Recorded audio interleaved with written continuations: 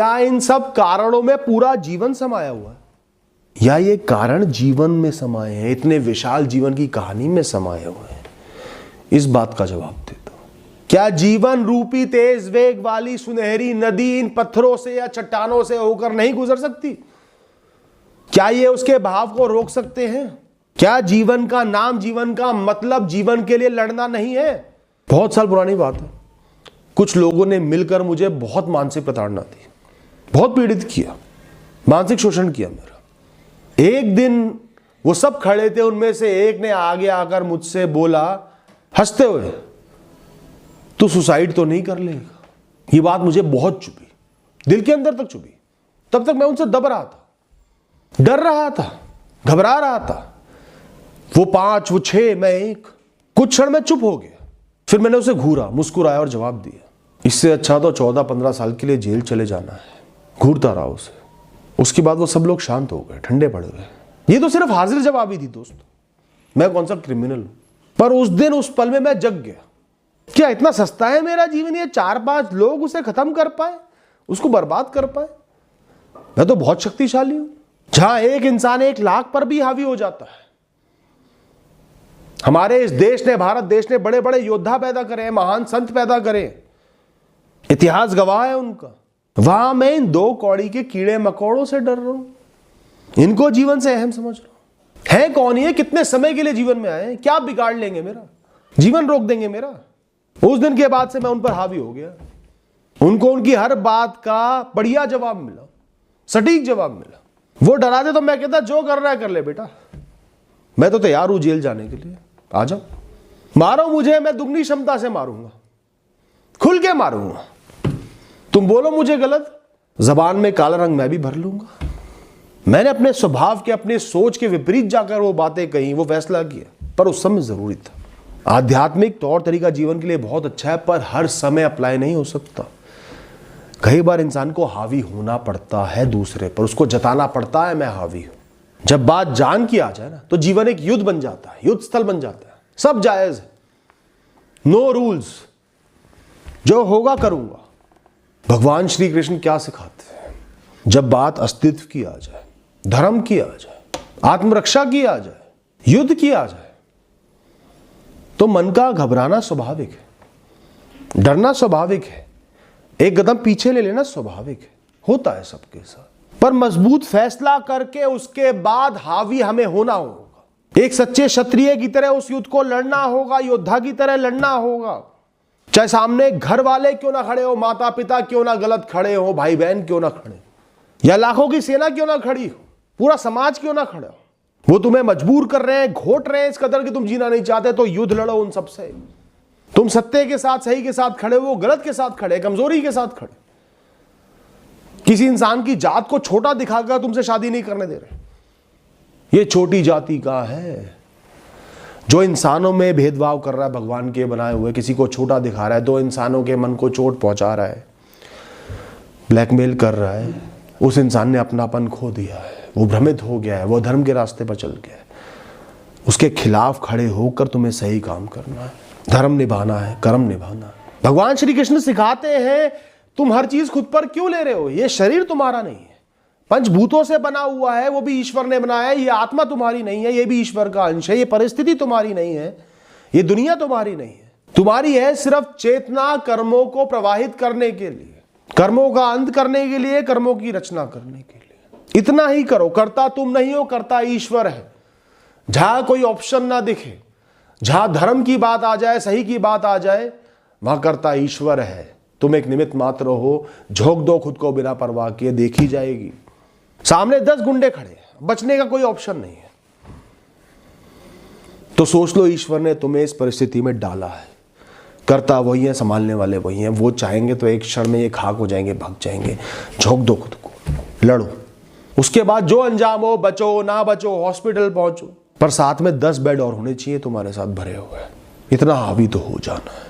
भगवान श्री कृष्ण सिखाते हैं डर कैसा, कहां है डर, कौन है डर? डर होता है खोने का, पर यहां पर तुम्हारा जब कुछ है ही नहीं तो क्या खो?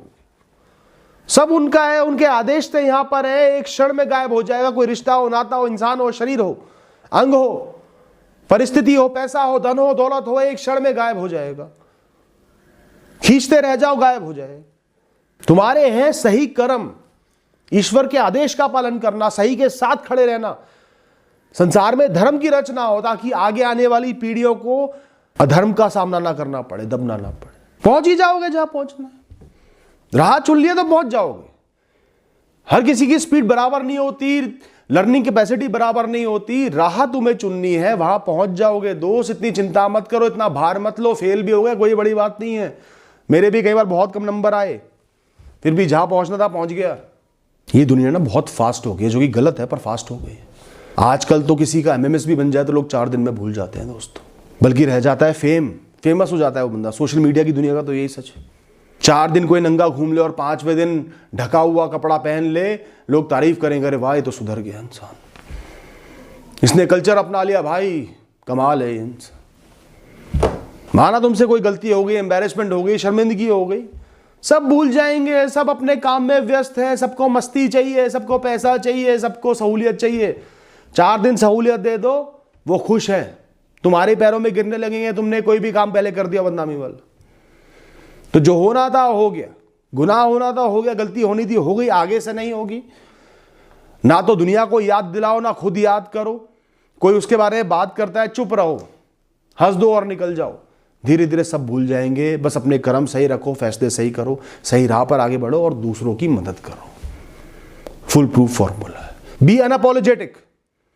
जितना अपने गुनाहों के लिए, गलतियों के लिए माफी का भाव रखोगे, बार बार गिड़गिड़ाओगे, लोग याद रखेंगे, माफ नहीं करेंगे। एक बार माफी मांग के आगे बढ़ोगे, अपने में व्यस्त हो जाओगे, फिर फर्क नहीं पड़ेगा, कोई कुछ भी बोले, सब भूल जाएंगे। एक हुनर मैंने सीखा जीवन जीने का, वैसे तो बहुत गलत है, इससे गलत संदेश भी जा सकता है, पर मेरी पूरी बात समझना, मैं क्यों कहना चाह रहा हूं, तब फैसला करना।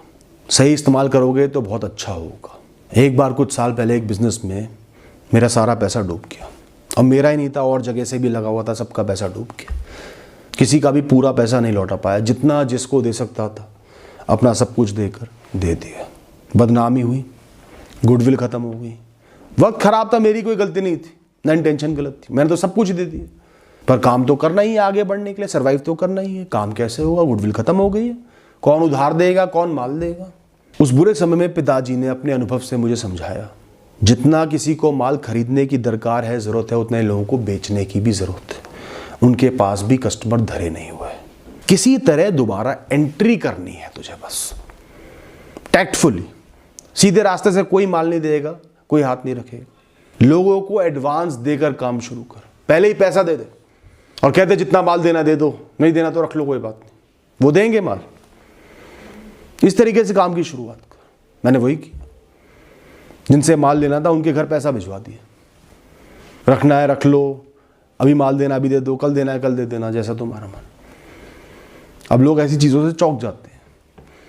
उसने तुरंत माल भेज दिया, ऐसा ही शुरू कर दिया और लोगों से भी। धीरे धीरे वो काम कैश पर आ गया, माल के साथ पैसा। फिर और काम चला, उनको भी माल बेचना था, हम चौड़े हुए। फिर माल उतरने के बाद पैसा, फैक्ट्री का काम का चक्का चालू हो गया, और जहाँ 2-3 लोगों से काम चलने लगा खुल के, और लोग आ गए, पुराने वाले भी आ गए। जो घाटा हो गया, हमें भी पता है तुम्हारी गलती नहीं थी, अब तो काम करना ही है, आगे बढ़ना ही है, मान लो हमसे भी। पुरानी बातें भूलकर लोग खुद आ गए चलकर, क्योंकि हम रुके नहीं, हम काम करते चले गए, हम टैक्टफुली आगे बढ़े। 4 दिन में सब भूल के साथ हो लिया। हम चौड़े रहे, अनअपोलोजेटिक रहे, हम काम कर रहे हैं, हमारी क्या गलती थी, हमारी नीयत साफ थी। भूल गए सब लोग, पूरी इज्जत देने लगे, पूरी गुडविल बन गई। 1-2 साल लगे। तो इससे सीख मिलती है, कर्मशील रहो, नियत साफ रखो, मजबूरी में हार मत मानो। तुम काम के रहोगे तो लोग काम निकलवा ही लेंगे, पहुंच ही जाएंगे, कितने ही बुरे बन चुके हो। हावी रहो लोगों पर, चौड़ में मान लो, चौड़ में काम करो सारे। हमने चौड़े होकर एडवांस में चाहे थोड़ा पैसा भेजा, बेच दिया। उसने देखा है तो चौड़े होकर पैसा बेच रहे, पैसा तो है इनके पास। कमजोर पड़ जाते, लोगों से भीख मांगते, प्लीज माल दे दो, हेल्प कर दो, कोई एक फूटी कौड़ी का माल नहीं देता। लोगों के काम का बनो और उन पर हावी रहो दोस्तों। कर्ज से आजकल बहुत लोग परेशान हैं, सबने बहुत जेन्युइनली लिया था, नहीं चला काम, डिप्रेशन आ गया, रिसेशन आ गया, कोविड आ गया, डूब गया पैसा, सब हावी हो जाते हैं लेनदार। तुम दब गए, घबरा गए, कोई राह ही नहीं है, काम चल नहीं रहा, पैसा देना है, कुछ बचा नहीं, क्या होगा, सुसाइड कर लेता हूं, या परिवार को भी मार के मर जाता हूं, या डर कर खड़े भी रहोगे, लोग तुम पर हावी होंगे, पंचिंग बैग बना देंगे, तुम रोज आकर जलील करके जाएंगे, मजे लेंगे तुमसे, तुम्हारे घर में बैठ के तुम्ही को गाली देके चाय पी के जाएंगे। तो हावी हो जाओ ना, अपनी जान देने से अच्छा, जलील होने से अच्छा हावी हो जाओ। अभी नहीं है, जो उखाड़ना है उखाड़ ले, नियत साफ है, काम में घाटा लग गया, डिटेल चेक करने कर ले, कमाऊंगा तो ही तो दे पाऊंगा। 100% गारंटी तो नहीं दी थी ना, किसी भी लोन में 100% गारंटी तो नहीं होती ना, बैंक की एफडी तो नहीं है। समय बुरा है, नियत नहीं है, पैसा आएगा, धीरे धीरे काम कर पाऊंगा। जलील करोगे, काम नहीं करने दोगे, बदनामी करोगे, फिर जो करना है आज ही कर लो ना, जान से मारना है मार दो, कोई बात नहीं, फिर तो नहीं आ सकता, वरना आएगा तुम्हारा पैसा, अपने आप शांत हो जाएंगे लोग। एक महापुरुष ने मुझे बताया था, जब बात आत्मरक्षा की हो, परिवार की रोटी की हो, परिवार की जान की हो, तो पूरी दुनिया से लड़ जाना, बुरे बन जाना, सब पर हावी हो जाना, जो करना पड़े कर लेना, साम दाम दंड भेद। उस समय कोई पॉलिसी नहीं, कोई रूल नहीं, कोई अच्छाई नहीं, कोई भलाई नहीं, टोटल बदतमीजी से, एरोगेंस से अपना काम निकलवाना है, घर को पालना है, जीवित रखना है। वो समय ऐसा होगा कि नदी में छलांग लगाना आसान लगेगा, पूरे परिवार को धकेल देना आसान लगेगा, पर तुम्हें युद्ध लड़कर आगे बढ़ना है, ताकि जब पीछे देखो ना, जब आगे बढ़ जाओ, समय निकल जाए, पीछे मुड़कर देखो तो गर्व से सीना चौड़ा हो जाए, और आगे की तरफ बढ़ो तो माथा ऊंचा रहे, निडर बनकर जियो। 2 कदम आगे रख रहे हो, 1 कदम पीछे रख रहे हो, या 1 कदम आगे रख रहे हो, 2 कदम पीछे रख रहे हो, आगे कैसे बढ़ोगे? आगे बढ़ना है तो सिर्फ आगे बढ़ना है, जो भी अंजाम हो, जो भी परिस्थिति हो। दुनिया में सबसे आसान काम है सोचना, और सबसे जरूरी काम है सोच में एक बीज उगाना। आसान भी है, पर जरूरी भी है, पर अधूरा भी है। सोच तब तक व्यर्थ है, सिर्फ एक कूड़े का ढेर है, या हसीन ख्वाब है, जब तक वो कर्मों से जुड़कर एक नहीं